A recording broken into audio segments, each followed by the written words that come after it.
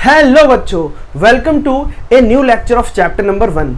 और आज इस लेक्चर में हम पढ़ने वाले हैं गॉस थ्योरम के दो एप्लीकेशंस, ठीक, जो कि बहुत ज़्यादा इंपॉर्टेंट है। बढ़िया से पढ़ने हैं, अच्छे से नोट्स बनाने हैं, ठीक है। तो बिना देर के चलिए शुरू करते हैं। शुरू करने से पहले बेटा, अगर आपने अभी तक हमारे चैनल को सब्सक्राइब नहीं किया है तो सबसे पहले चैनल को सब्सक्राइब कर दो फटाफट, एकदम बढ़िया से, ठीक है। चलिए शुरू करते हैं।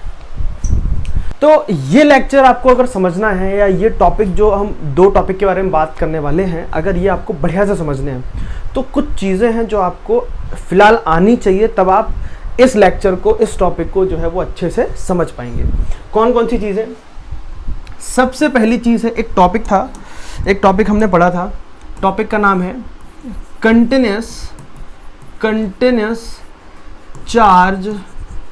चार्ज डिस्ट्रीब्यूशन, ठीक है। ये टॉपिक एक हमने पढ़ा था। इस टॉपिक के बारे में अच्छे से आपको नॉलेज होनी चाहिए। इसमें तीन चीज़ें थी। एक था लैम्डा, लीनियर चार्ज डेंसिटी, जिसका फॉर्मूला था चार्ज पर यूनिट लेंथ। एक चीज़ थी सिग्मा, जिसका फॉर्मूला था चार्ज पर यूनिट एरिया। इसको बोलते थे सरफेस चार्ज डेंसिटी, इसको बोलते थे लीनियर चार्ज डेंसिटी। और एक है rho equals to charge per unit volume, इसको बोलते थे वॉल्यूम चार्ज डेंसिटी। इसको बोलते थे सरफेस चार्ज डेंसिटी। इसको बोलते थे लीनियर चार्ज डेंसिटी, ठीक है। ये तीन चीज़ें आपको बढ़िया से पता होनी चाहिए, ठीक। दूसरी चीज़ आपको आनी चाहिए गॉस थ्योरम। इससे जस्ट प्रीवियस लेक्चर था हमारा गॉस थ्योरम के बारे में। क्या आप गॉस थ्योरम को अच्छे से समझते हैं कि नहीं समझते हैं? अगर नहीं समझते हैं तो दिक्कत आएगी बेटा इस लेक्चर को समझने में। तो आप क्या करें, ये वाला टॉपिक गॉस थ्योरम, और उसी टॉपिक में गॉस थ्योरम में आपको एक टॉपिक पढ़ने मिल जाएगा एरिया वेक्टर, ठीक है। एरिया वेक्टर या तो गॉस थ्योरम वाले टॉपिक में मिलेगा या आपको फ्लक्स वाले टॉपिक में मिल जाएगा। आप वीडियोस देख लेना, जहाँ पर फ्लक्स लिखा होगा वहीं पर आपको एरिया वेक्टर का कॉन्सेप्ट भी मिल जाएगा। तो 1, 2 और 3, ये तीन चीज़ आप बढ़िया से पढ़ के आइए, तो आपको इस लेक्चर को समझने में कोई दिक्कत, कोई परेशानी नहीं होगी। क्या ये बात क्लियर है? क्या हम बढ़ जाएं कि क्या पढ़ने वाले हैं? चलिए मैं आपको थोड़ी सी सिचुएशन स्पेसिफाई करता हूँ कि हम बेसिकली पढ़ने क्या वाले हैं। तो एप्लीकेशन ऑफ गॉस थ्योरम में सबसे पहली एप्लीकेशन का हेडिंग है बेटा, हेडिंग डालो electric field due to infinite line charge. आज के बाद नाम से क्वेश्चन आएगा और आपको नाम से याद हो जाएगा कि इसकी वैल्यू ये आएगी, ठीक है। तो देखो गॉस थ्योरम की अगर हम बात करें तो गॉस थ्योरम जो है बेसिकली हमें क्या बताता है? गॉस थ्योरम हमें बताता है जो मतलब मेन मोटिव है गॉस थ्योरम का। मेन मोटिव ये है गॉस थ्योरम का, इलेक्ट्रिक फील्ड फाइंड करना। इलेक्ट्रिक फील्ड हम कूलम्ब्स लॉ से भी फाइंड कर सकते हैं, बट कुछ सिचुएशंस में गॉस थ्योरम कूलम्ब्स लॉ से ज़्यादा आसानी से चीज़ों को सॉल्व करने में हमारी हेल्प करता है। So that is why we are using Gauss theorem, ठीक है। सिचुएशंस में आपके सामने एक स्पेसिफाई करता हूँ कि हमारे पास एक कंडक्टर है, मान लीजिए ये रहा हमारा एक कंडक्टर, ठीक है। ये कंडक्टर है और इस कंडक्टर के पास खूब सारे चार्जेस रखे हैं। कंडक्टर के पास खूब सारे चार्ज हमने दे रखे हैं। कंडक्टर मतलब चार्ज है, ठीक है, ठीक। कंडक्टर है बड़े हद तरीके से चार्ज। अब मुद्दा ये है कि पहली चीज़ तो ये जो कंडक्टर है ये इनफाइनाइट है, ठीक है। ये इनफाइनाइट नीचे तक जाएगा, इधर ऊपर भी इनफाइनाइट तक जाएगा, इस तरीके से, ठीक है। हमारा मुद्दा यह है कि हम इसके आसपास निकालना चाहते हैं इलेक्ट्रिक फील्ड कितना होगा, ठीक है। क्या ये बात क्लियर है? हम क्या निकालना चाहते हैं कि इलेक्ट्रिक फील्ड कितना होगा। उसके लिए हमें चाहिए गॉस थ्योरम की हेल्प। लेकिन गॉस थ्योरम लगाने के लिए तुमको दो कंडीशन बताई थी। सबसे पहली कंडीशन, दो तो क्या, एक ही सबसे इंपॉर्टेंट कंडीशन, वो ये है कि कोई सरफेस अगर रखी हो, गॉस थ्योरम ये बोलती है कि कोई सरफेस हो, क्लोज्ड सरफेस का नेचर कैसा होना चाहिए? क्लोज्ड सरफेस होना चाहिए। उस क्लोज्ड सरफेस के अंदर अगर चार्ज रखा है, क्यों? चार्ज से बाहर निकल रहा है फ्लक्स, यानी कि इलेक्ट्रिक फील्ड बाहर की तरफ जा रही है, तो सरफेस से पास होगा कुछ फ्लक्स। तो जो फ्लक्स पास होगा सरफेस से वो बराबर होगा Q/ε0 के। जिन्होंने पढ़ रखा है उनको मालूम है, प्रीवियस लेक्चर में समझाया हुआ है, ठीक है। तो ये बात हमको मालूम है। तो ये सरफेस कैसी होती थी? क्लोज्ड। क्लोज सरफेस के अंदर रखा होता था चार्ज Q। भैया यहां तो कोई भी क्लोज सरफेस नहीं है, तो कैसे लगाएंगे गॉस थ्योरम? तो गॉस थ्योरम लगाने के लिए मुझे यहां पर कोई क्लोज सरफेस रखनी पड़ेगी।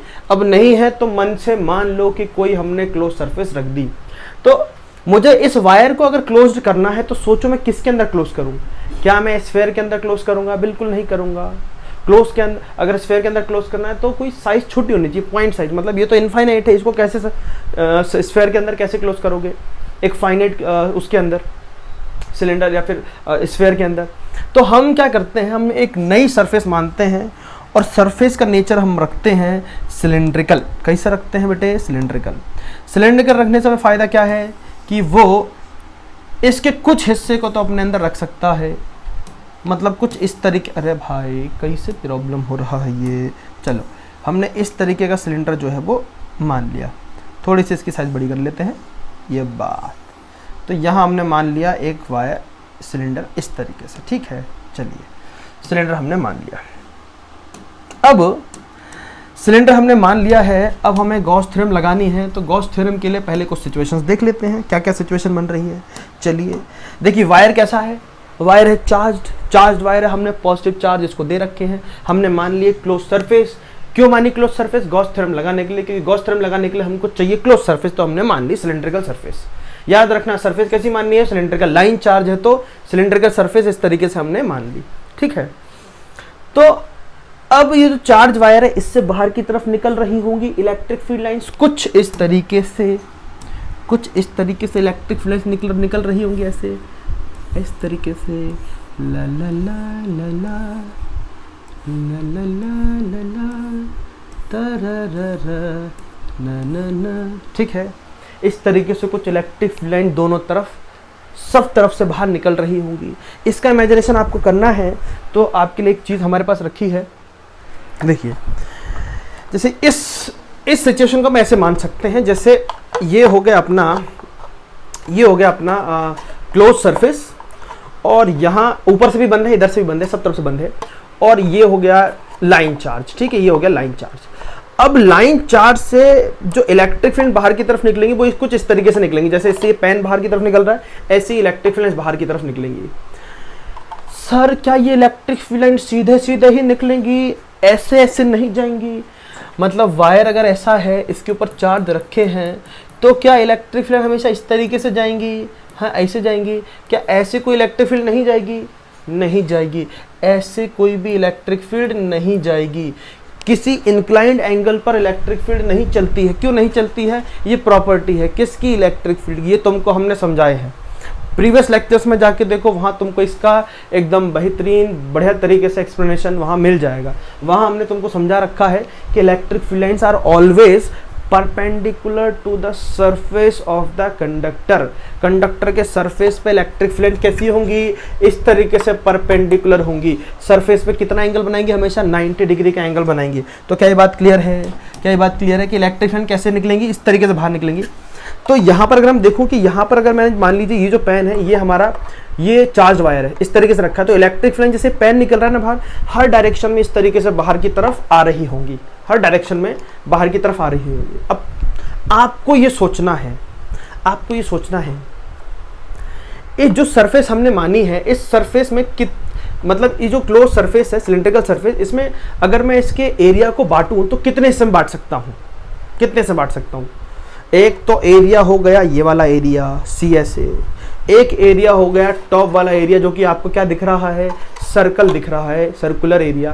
एक ये वाला एरिया हो गया, ये भी कैसा दिख रहा है आपको बेटा? सर्कुलर दिख रहा है। तो इलेक्ट्रिक फील्ड जो है वो इस तरीके से बाहर की तरफ निकलेंगी।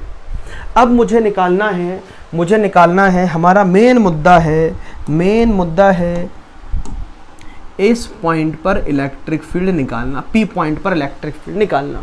तो उस P पॉइंट को हमने कंसिडर करके उस P पॉइंट के ऊपर हमने क्लोज सरफेस बना ली है, और इस P पॉइंट पे हम निकालना चाहते हैं इलेक्ट्रिक फील्ड को। चलिए शुरू करते हैं कैसे निकालेंगे, ठीक है। चलिए आइए, तो हम क्या करने वाले हैं, इस सरफेस से जितना भी फ्लक्स पास होने वाला है उस फ्लक्स को हम 3 हिस्सों में बांट रहे हैं। कैसे बांटेंगे? देखो मैंने बोला कि भाई टोटल फ्लक्स जो है सरफेस का सरफेस का टोटल फ्लक्स। टोटल फ्लक्स मैंने कितने हिस्सों में बांट दिया, फाई टॉप, भाई ये भी तो एक सरफेस है, इससे भी कुछ फ्लक्स पास होगा कि नहीं वो भी देखेंगे। तो एक मैंने कितने सरफेस में कितने हिस्से हैं, टॉप, बॉटम और सी एस ए, तो मैंने फ्लक्स जो है 3 हिस्सों में बांट दिया कि भाई कुछ फ्लक्स टॉप से पास हो रहा होगा, कुछ फ्लक्स हमारा बॉटम से पास हो रहा होगा और कुछ फ्लक्स हमारा सी एस ए से पास हो रहा होगा। टोटल फ्लक्स, फ्लक्स का फॉर्मूला होता है बेटा इंटीग्रेशन ई डी एस कॉस थीटा, कोई परेशानी, टॉप का प्लस इंटीग्रेशन बॉटम कितना होगा, ई डी एस कॉस थीटा, कोई दिक्कत, प्लस ई डी एस कॉस थीटा और ये हो गया अपना सी एस, कोई दिक्कत। हमने क्या किया, सरफेस बनाई, सरफेस के रेडियस मान लेते, ये रेडियस दे रखा है आर, कोई दिक्कत, आर दे रखा है। तो हमने इस सरफेस से पास होने वाले फ्लक्स को 3 हिस्सों में बांट लिया। अब हमें मेन जो है वो समझना है थीटा की वैल्यू। चलिए टॉप के लिए थीटा कितना होगा, किधर गया भाई, किधर, ये रहा, चलिए ये रहा टॉप सरफेस। इस टॉप सरफेस का एरिया वेक्टर किधर होगा, सरफेस का शकल देखो, सरफेस का मुंह किस तरफ है, ऊपर की तरफ, तो एरिया वेक्टर कहां जाएगा इसका, ऊपर की तरफ, और area vector is always perpendicular to the surface, तो ये होगा एरिया वेक्टर की डायरेक्शन। मुझे बताइए एरिया वेक्टर और इलेक्ट्रिक फील्ड के बीच में कितना एंगल दिख रहा है बाबा, कितना एंगल है, 90 डिग्री का एंगल। एरिया वेक्टर कहां जा रहा है, ऊपर की तरफ, इलेक्ट्रिक, ये जो पेन है ये इलेक्ट्रिक फील्ड है, इस तरीके से इलेक्ट्रिक फील्ड सब तरफ निकल रहा होगा। देखो ये रहा एरिया वेक्टर, इस सरफेस का मुंह ऊपर की तरफ, तो एरिया वेक्टर भी ऊपर की तरफ, और area vector is always perpendicular to the surface, तो ये रहा सरफेस, देखो सरफेस पे परपेंडिकुलर, तो इलेक्ट्रिक फील्ड और एरिया वेक्टर के बीच में एंगल कितना बन रहा है, 90 डिग्री। मतलब यहाँ पर थीटा कितना है बेटा, थीटा है 90 डिग्री। कोई दिक्कत, बोलिए दिक्कत कोई नहीं। चलिए बॉटम की बात करें, ये रहा बॉटम, बॉटम का फेस का है नीचे की तरफ, एरिया वेक्टर सरफेस पे परपेंडिकुलर, तो कुछ इस तरीके से होगा। क्या आप देख पा रहे हैं, क्या देख पा रहे हैं, अभी भी एंगल कितना है, 90 डिग्री। बॉटम और इलेक्ट्रिक फील्ड के बीच में, एरिया वेक्टर इलेक्ट्रिक फील्ड के बीच में एंगल कितना है, 90 डिग्री। अभी भी एंगल कितना है, 90 डिग्री। सी एस ए मतलब ये वाला सरफेस एरिया, ये वाला सरफेस एरिया। सरफेस पे एरिया वेक्टर हमेशा कैसा होगा, परपेंडिकुलर, तो ये रहा परपेंडिकुलर एरिया वेक्टर। देखो ये भी परपेंडिकुलर ना सरफेस पे, इलेक्ट्रिक फील्ड भी परपेंडिकुलर होता है सरफेस पे, और एरिया वेक्टर भी परपेंडिकुलर होता है सरफेस पे, area vector is also perpendicular. दोनों के बीच में एंगल कितना दिख रहा है, 0 डिग्री। एरिया वेक्टर भी इस तरफ, इलेक्ट्रिक फील्ड भी इस तरफ, एरिया वेक्टर भी इस तरफ, एरिया वेक्टर भी इस तरफ, इलेक्ट्रिक फील्ड भी इस तरफ, दोनों के बीच में एंगल कितना है, 0 डिग्री। 0 डिग्री मतलब थीटा कितना हो गया, 0 डिग्री। बोलिए कोई परेशानी, कोई परेशानी। चलिए बढ़ते हैं आगे। देखो ये जो ई है, चलिए पहले इसको तो ऐसे लिख लेते हैं, टॉप cos 90, अरे लिखने का जरूरत क्या है, डायरेक्टली 0 लिख दिया ना भाई। चलो ये कितना हो गया, 0। अरे cos 90 0 हुआ ना, cos 90 0 इंटू होकर सब कुछ 0, कितना बचा, 0। cos 90 0 सब कुछ होकर 0, कितना बचा, 0। कौन बचा, सिर्फ ये बचा, कितना बचा, cos 0 की वैल्यू होती है 1, तो क्या बचेगा देखो, C S A E D S, क्योंकि cos 0 की वैल्यू होती है 1, तो यहाँ आगे लिख दिया हमने 1 और बचा सिर्फ ई डी एस। मतलब जो टोटल फ्लक्स है, टोटल फ्लक्स है वो सिर्फ किससे पास हो रहा है, वो आपके कर्ड सरफेस एरिया से पास हो रहा है, ना टॉप से पास हो रहा है ना बॉटम से पास हो रहा है। हमें टोटल फ्लक्स चाहिए था, चलिए टोटल फ्लक्स हमें चाहिए। तो इलेक्ट्रिक फील्ड देखो कांस्टेंट होगा, इस हर पॉइंट पे इलेक्ट्रिक फील्ड बराबर होगा, हर पॉइंट पे इलेक्ट्रिक, क्योंकि इसकी डिस्टेंस हर जगह से कैसी है, सेम है, तो electric field is constant. Surface पर, अरे भाई यहाँ चार्ज है, ये इन्फाइनाइट चार्ज है, तो जो इलेक्ट्रिक फील्ड यहाँ पर, वो इलेक्ट्रिक फील्ड यहाँ पर, वो यहाँ पर, हर पॉइंट पे इलेक्ट्रिक फील्ड सेम है, इसकी हर पॉइंट पे इलेक्ट्रिक फील्ड कैसा है, सेम है, सेम है। इसका मतलब ई कांस्टेंट, ई कांस्टेंट मतलब ई बाहर, कौन बचेगा अंदर, सी एस ए, क्या है, डी एस। ds का करना पड़ेगा इंटीग्रेशन। ds क्या है, ds यहाँ पर रखा हुआ एक छोटा सा एरिया है, ds, ये छोटा सा एरिया, ये छोटा सा एरिया, ये छोटा सा एरिया किसका हिस्सा है, छोटा सा एरिया मतलब मैं यहाँ सरफेस पे एक छोटा सा एरिया मान लूँ, तो छोटा सा एरिया कर्ड सरफेस एरिया का हिस्सा है। किसका हिस्सा है बेटा, कर्ड सरफेस एरिया। और कर्व्ड सरफेस एरिया, मतलब इस ds का मैं इंटीग्रेशन करूंगा तो मुझे क्या मिलेगा, total curved surface area. Integration हमें क्या देता है हमेशा, टोटल वैल्यू। तो ds is the smallest portion of CSA, so if we do integration of ds we will get total curved surface area, total curved surface area। total curved surface area कितना होगा बताइए, cylinder का कितना होता है बेटे, कितना होता है 2 पाई r, r तो रेडियस था, h हाइट हमने माना नहीं है तो हाइट मान लेते हैं हम, सिलेंडर का कितना मान ले बेटा, l हाइट मान लो, तो हमारा आंसर आएगा E इंटू 2 पाई RL। तो टोटल फ्लक्स हमारे पास आ चुका है E इंटू 2 पाई RL। बढ़िया से नोट करो, यहां तक कोनो परेशानी, बढ़िया से समझ में आ गया, ठीक है। बढ़े आगे, चलिए बढ़ते हैं, ला ला ला ला ला ना ना ना। चलो, तो फ्लक्स हमारे पास आ चुका है E इंटू 2 पाई RL, ठीक है, 2 पाई RL। अब बताइए गॉस थ्योरम क्या कहना चाहता है। By Gauss theorem we know that, क्या जानते हैं, देखिए इसको थोड़ा ठीक करें। By Gauss theorem we, Gauss theorem तो पूरा लिख दें यार, by Gauss theorem we know that, हम क्या जानते हैं, हम जानते हैं कि टोटल फ्लक्स जो होता है, जो टोटल फ्लक्स होता है वो हमेशा Q अपॉन एप्सिलॉन नॉट के बराबर होता है। अभी बताए थे कि नहीं बताए थे, बोलिए। तो टोटल फ्लक्स हमारा कितना आया, E इंटू 2 पाई RL आया, वो बराबर होगा Q बाय एप्सिलॉन नॉट। लेकिन Q का वैल्यू हमको नहीं मालूम, चार्ज कितना है अंदर हमको थोड़ा ही मालूम है, चार्ज हमको नहीं मालूम। तो इसके लिए हम स्टार्टिंग में एक बात करते हैं, हम क्या लिखेंगे, हम ऐसा बोलेंगे, कंसिडर एक charge wire of linear charge density, एक ऐसा चार्ज वायर माना जिसकी लीनियर चार्ज डेंसिटी जो है वो है लैम्डा। कितना है बेटे, लैम्डा। ऐसा हमने बात स्टार्टिंग में मान लेंगे, ठीक। चलिए, तो भाई देखो, linear charge density, since we know that lambda क्या होता है, चार्ज पर यूनिट लेंथ।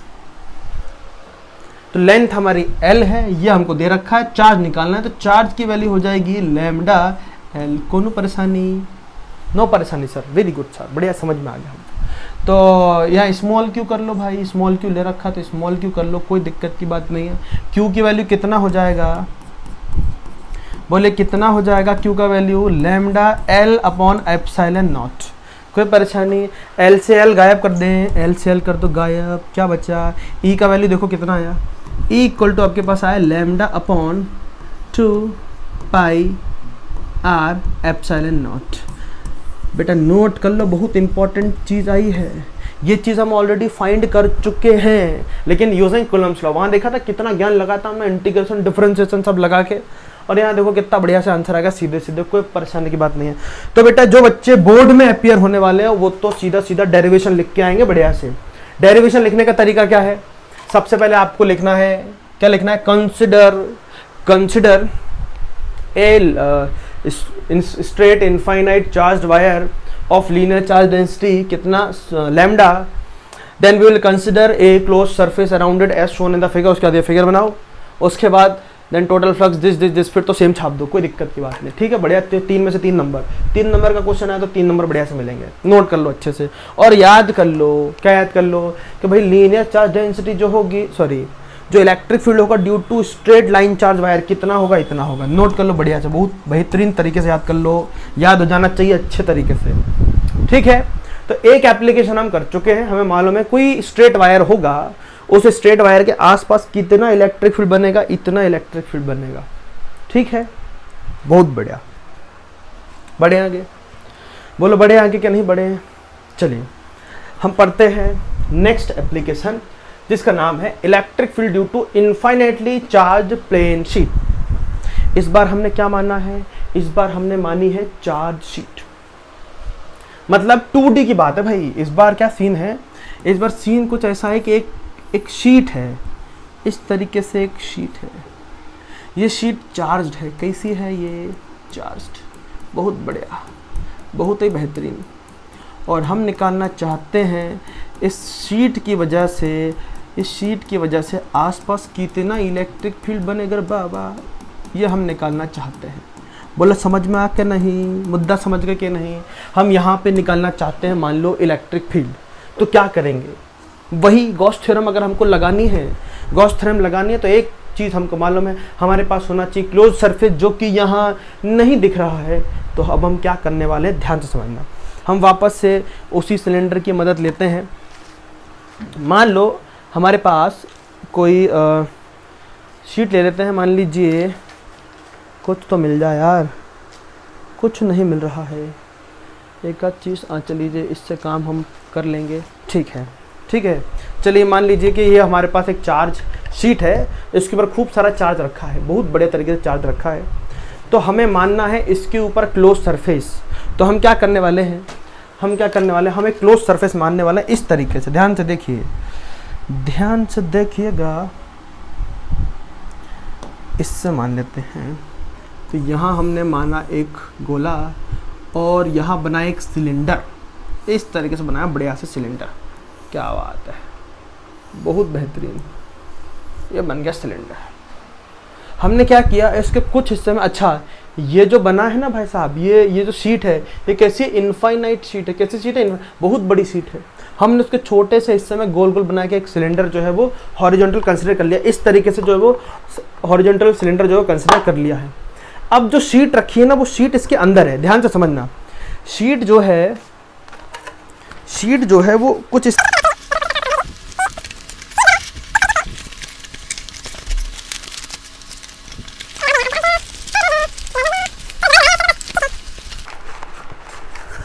ऐसा हो जाएगा क्या काम, ऐसा नहीं होगा। मैं 2 मिनट में आया। तो आई एम बैक। कभी कभी तो लगता है कहीं मैं साइंटिस्ट ही ना बन जाऊं।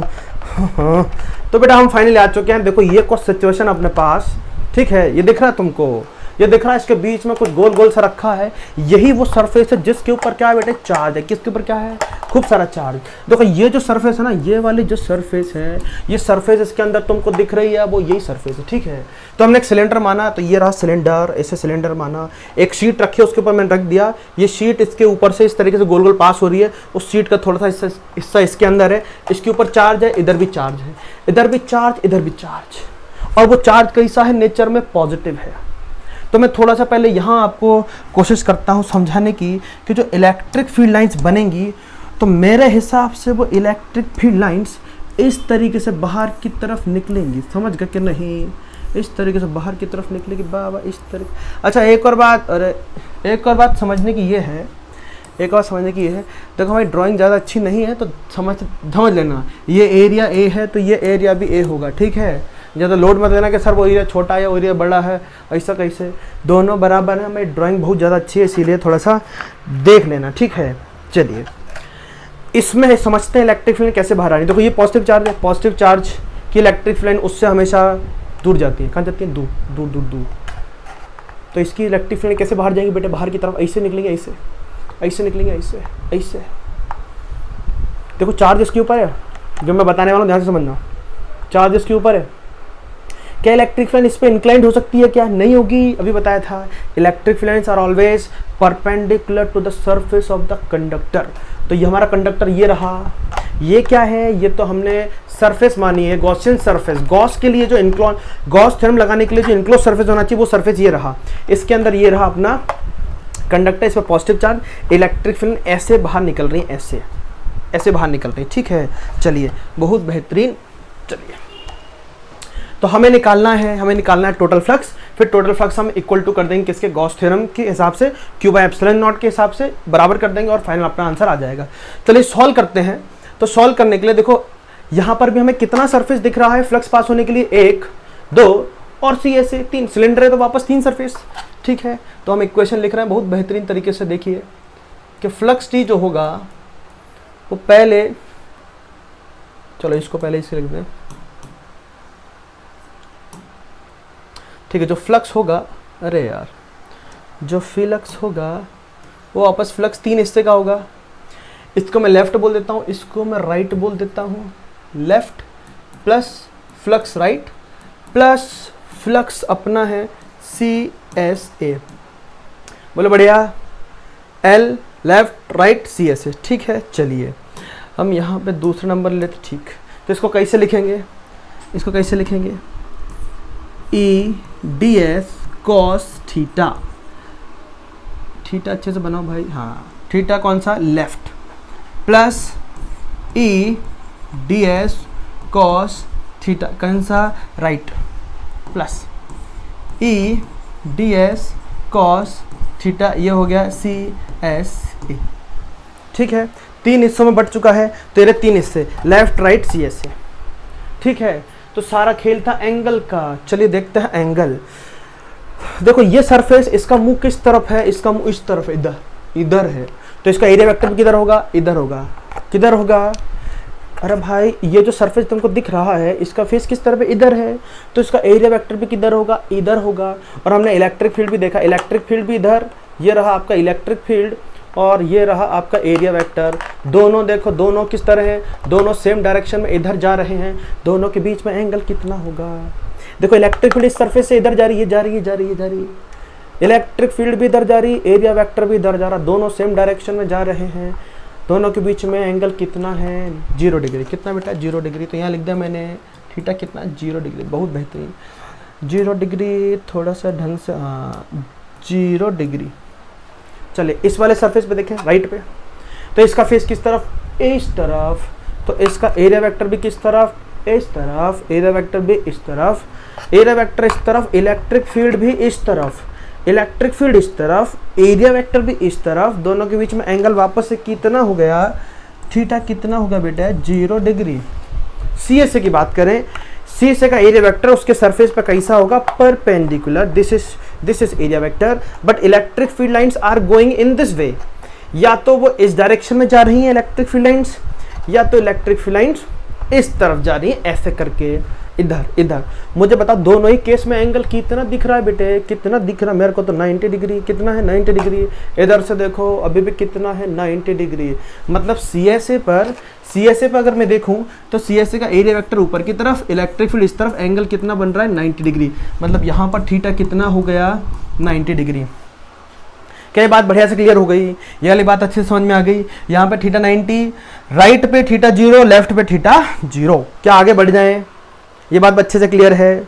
चलिए देखो ये वाली इक्वेशन तो सीधे सीधे क्या हो जाएगी, 0 cos 90 0 तो 0, ठीक है। चलिए नेक्स्ट वाले पेज पे बता देते हैं। तो जो हमारा जो phi t है, तो यहाँ पर हमने लेफ्ट EDS cos कितना हो गया 0 degree, plus EDS cos 0 degree, right.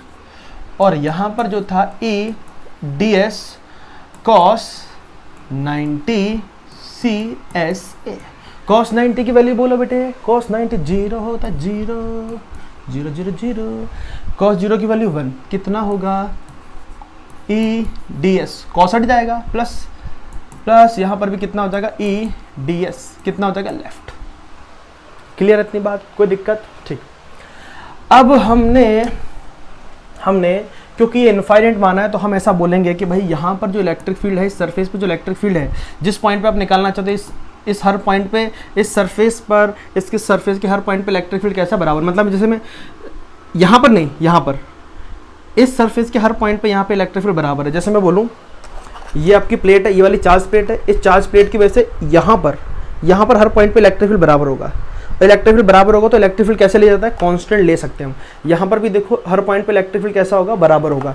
ये डिस्टेंस हमने बराबर लिए, यहाँ से यहाँ तक की डिस्टेंस, यहाँ से यहाँ तक की डिस्टेंस हमने बराबर ली है, तो हम इलेक्ट्रिक फील्ड को कैसा मान सकते हैं बेटा, कांस्टेंट। और कांस्टेंट इलेक्ट्रिक फील्ड है तो इसकी वैल्यू, इसको बाहर ले लेंगे, अंदर क्या बचेगा DS लेफ्ट, प्लस यहाँ भी इलेक्ट्रिक फील्ड बाहर, अंदर क्या बचेगा DS। मुझे बताओ DS किसका छोटा छोटा हिस्सा है, DS बोले तो क्या, DS बोले तो इसका छोटा सा एंगल, DS मतलब ये छोटा सा एरिया, यहाँ पर DS देखो छोटा सा एरिया, DS छोटा सा एरिया। अरे भाई फ्लक्स कौन से एरिया से, लेफ्ट मतलब ये टोटल एरिया, इस टोटल का छोटा सा एरिया, यहाँ पर भी टोटल एरिया, टोटल का छोटा सा एरिया DS। मुझे बताओ ये DS लेफ्ट पूरा कैसा है, सर्कुलर, राइट पूरा कैसा है, सर्कुलर, ये सर्कुलर, ये सर्कुलर। तो इस DS का टोटल एरिया अगर मैं इंटीग्रेशन करूंगा तो किसका एरिया आएगा, सर्कल का एरिया, क्योंकि DS is the small portion, DS is the is the small area of circular portion ठीक है। सर्कुलर पोर्शन तो ई ds, रेडियस हम मान रहे हैं, इसकी रेडियस r मान लो, तो कितना एरिया हो जाएगा पाई आर स्क्वायर प्लस ई बाहर, यहां पर भी कितना हो जाएगा पाई आर स्क्वायर।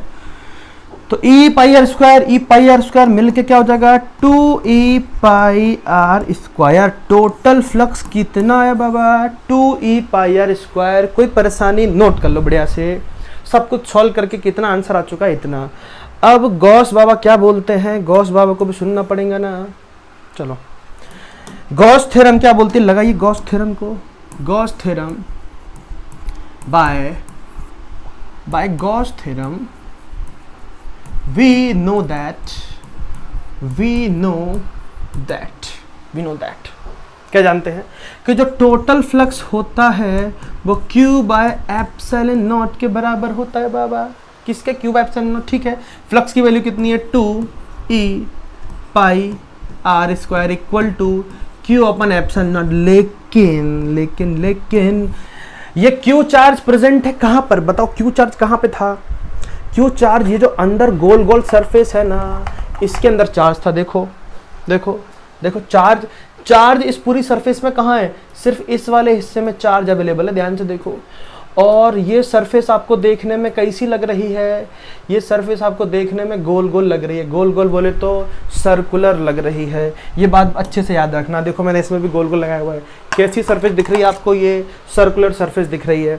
सरफेस अगर सर्कुलर है तो मैं Q की वैल्यू कैसे निकालूं, देखो याद करो, sigma equals to charge upon area. तो Q की वैल्यू कितनी होगी, Q की वैल्यू हो जाएगी आपकी सिग्मा इंटू एरिया। और एरिया कितना होगा, क्योंकि सर्कुलर पोर्शन है तो एरिया कितना होगा बेटा पाई आर स्क्वायर। कितना होगा पाई आर स्क्वायर, तो Q की वैल्यू हो जाएगी सिग्मा पाई आर स्क्वायर। कोनो परेशानी, इसको बढ़िया से नोट कर लेंगे और यहाँ कर देंगे पुट। चलिए आइए देखें क्या आंसर आता है। तो 2e pi r square equal to Q की जगह आपने लिखा sigma pi r square divide by epsilon naught. Pi r square से पाई आर स्क्वायर गायब। देखो E का वैल्यू कितना आया, E का वैल्यू आया सिग्मा अपॉन 2 एप्सिलॉन नॉट।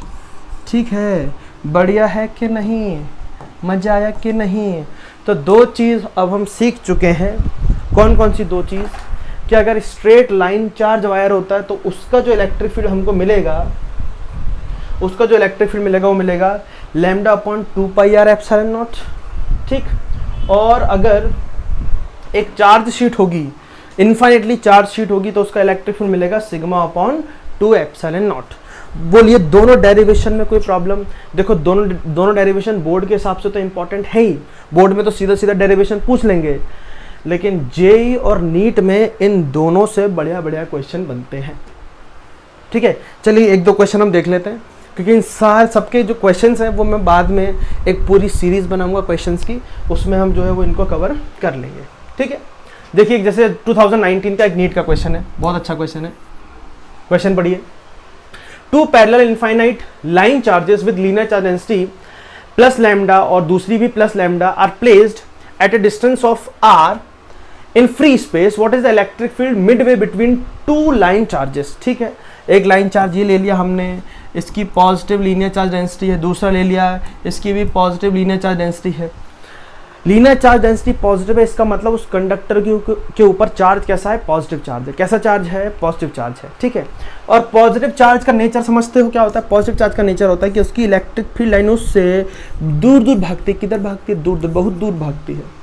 दूर अगर भागती है मतलब अगर ये पॉजिटिव चार्ज है तो इसका जो इलेक्ट्रिक फील्ड होगा वो इस तरफ भाग रहा होगा, इस तरफ, इधर ला ला ला।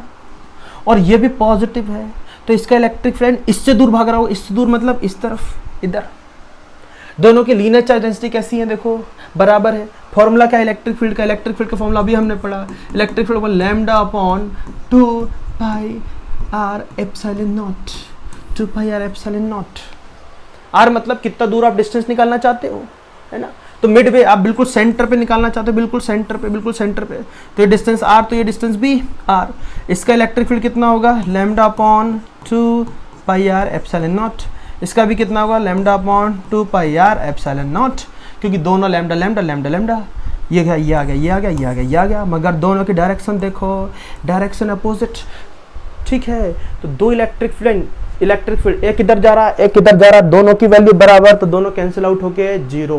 कितना बचेगा बीच में बेटा, 0, 0 बटा सन्नाटा इक्वल टू 0, ठीक है। तो आंसर अपने पास 2 इज द करेक्ट आंसर। बढ़िया, कोई दिक्कत, कोई परेशानी, चलिए बढ़ते हैं आगे। एक और क्वेश्चन जो है वो पूछा जाता है, एक और क्वेश्चन जो है पूछा जाता है कई बार, जैसे ये क्वेश्चन है, ये शीट का है ना, ये शीट का है।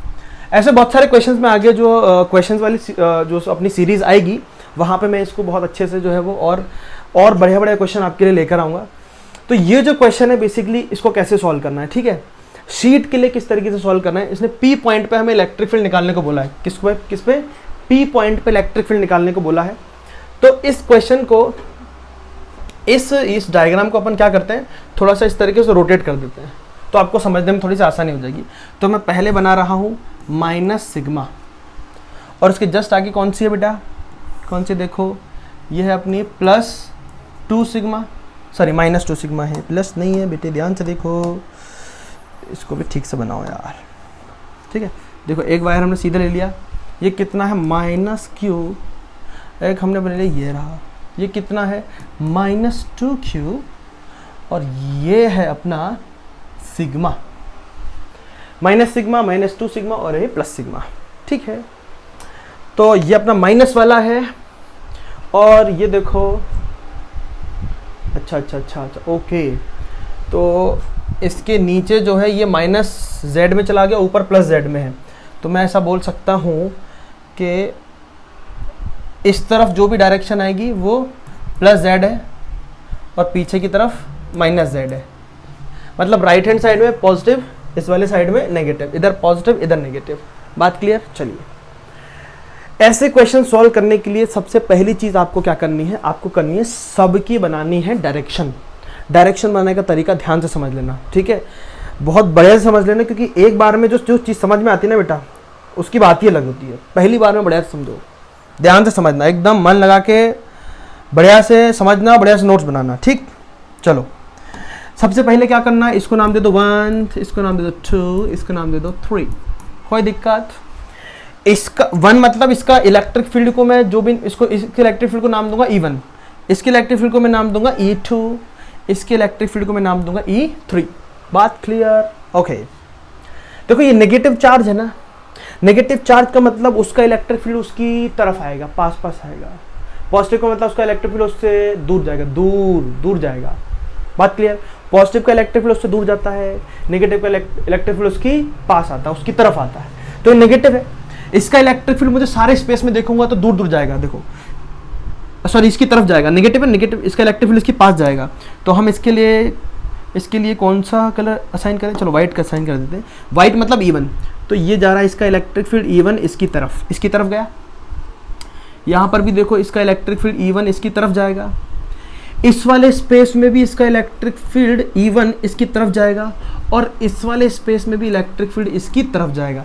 सर एक को डाउट आया है, क्या डाउट है, डाउट ये आया है कि सर यहाँ पर तो दूसरा चार्ज रखा है, तो पहले वाले का इलेक्ट्रिक फील्ड कहाँ है। अरे बिल्कुल है, बिल्कुल होगा। तुमको थोड़ी पता है लैम्डा ये जो वैल्यू है इलेक्ट्रिक फील्ड की कौन सी कैसी है, मतलब चार्ज का नेचर कैसा है, मटेरियल का नेचर कैसा है, तुमको नहीं मालूम। तो तुमको सारे स्पेस में इलेक्ट्रिक फील्ड बनाना है, ठीक है। इसमें तुमको सोचना ही नहीं है कि इलेक्ट्रिक फील्ड यहाँ होगा कि नहीं होगा, होगा कि नहीं होगा, तुमको नहीं सोचना, हर स्पेस में होगा।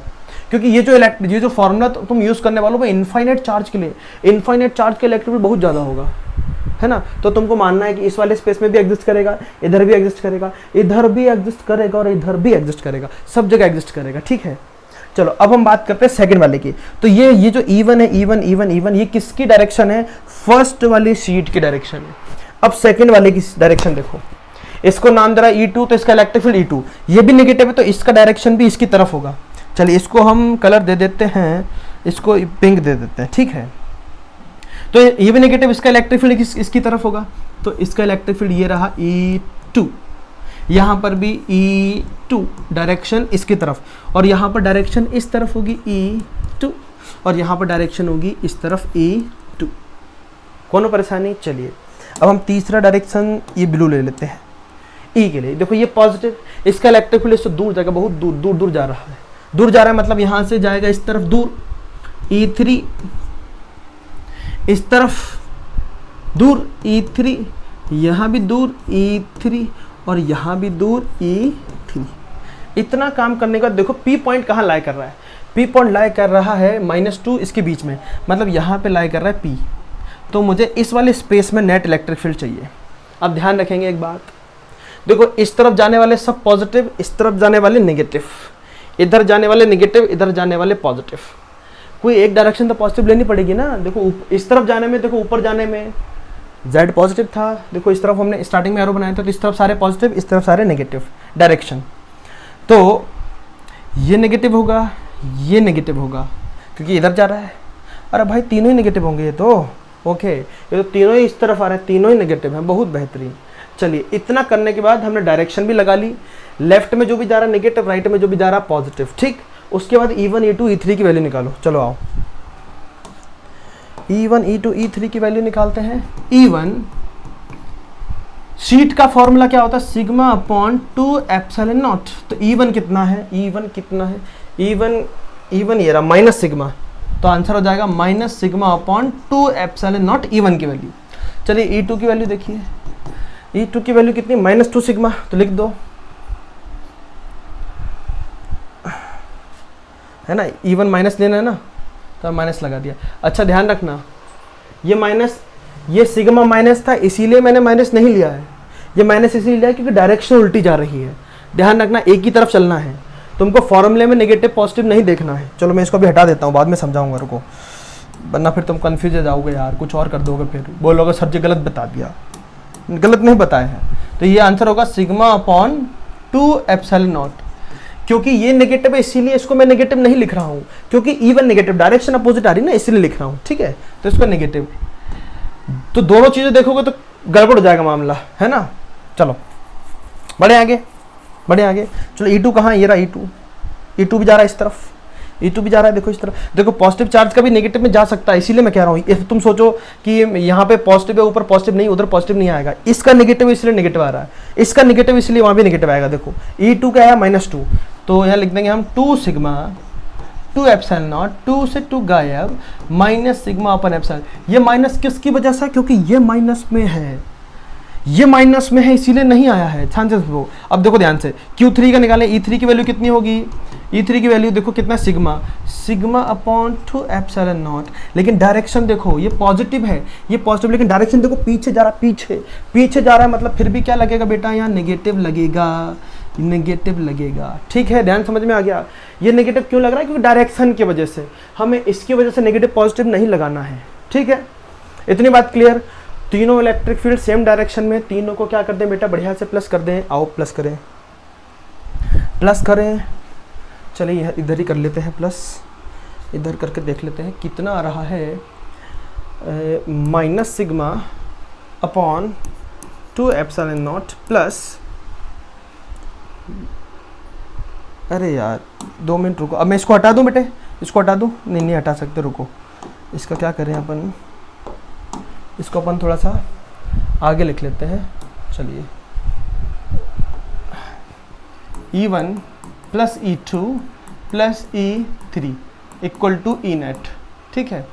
E1 की वैल्यू कितनी आई थी अपने पास, E1 का वैल्यू आया minus sigma upon 2 epsilon not, minus sigma upon 2 epsilon not, फिर ये प्लस, फिर E2 का वैल्यू कितना है, E2 का वैल्यू कितना है, minus sigma upon epsilon not, बहुत बढ़िया, minus sigma upon epsilon not plus, फिर लगाएंगे माइनस, और इसका वैल्यू अपने पास आ रहा है minus sigma upon 2 epsilon not, minus sigma upon 2 epsilon not. इतना ही है ना, सारा वैल्यू ठीक तो किया ना हम, ठीक है, बहुत बेहतरीन। चलिए सबको प्लस माइनस कर दो बेटे, इसको हम क्या लिखेंगे, minus sigma upon 2 epsilon not plus minus minus sigma upon epsilon not, plus minus minus sigma upon epsilon not. चलिए ये कितना हो जाएगा 2 एप्सिलॉन नॉट, ये गायब तो माइनस सिग्मा, एप्सिलॉन से epsilon cancel, 2 into sigma minus 2 sigma, 2 sigma से 2 सिग्मा गायब, 1 बचा, 1 इंटू सिग्मा माइनस सिग्मा। ये अपने पास हो जाएगा कितना -4 सिग्मा अपॉन 2 एप्सिलॉन नॉट, इससे गायब -2 सिग्मा अपॉन एप्सिलॉन नॉट। अपने पास आंसर आया -2 सिग्मा एप्सिलॉन नॉट। अब डायरेक्शन देखो, इस तरफ नीचे की तरफ डायरेक्शन क्या है माइनस के, ऊपर की तरफ प्लस के। सर के कहाँ से आया, z दे रखा है, z के रिप्रेजेंट करता है z को, आई जे के यूनिट वेक्टर, तो ये नीचे की तरफ आ रहा है, तो सारे इलेक्ट्रिक फील्ड देखो लेफ्ट साइड में थे, तो ऐड करने का जो नेट आएगा वो भी कहाँ आएगा, लेफ्ट साइड में आएगा। तो आपका आंसर क्या आ रहा है -2 sigma upon epsilon naught, -2 sigma upon epsilon not के डायरेक्शन में, माइनस के डायरेक्शन में आएगा आंसर, ठीक है, माइनस के पीछे की तरफ, तो यहाँ लगा देंगे अपन के कैप। चलिए तो ये आपका सेकंड वाला आंसर, ठीक है। आई होप कि लेक्चर जो बढ़िया से आपको समझ में आया होगा। लेक्चर्स जब अपनी सीरीज़ कंप्लीट होगी तो मैं जो है क्वेश्चंस की PYQ की सीरीज़ एक डालूंगा, वहाँ पर इसके और बेहतरीन क्वेश्चन जो आपके लिए लेकर आऊँगा, ठीक है।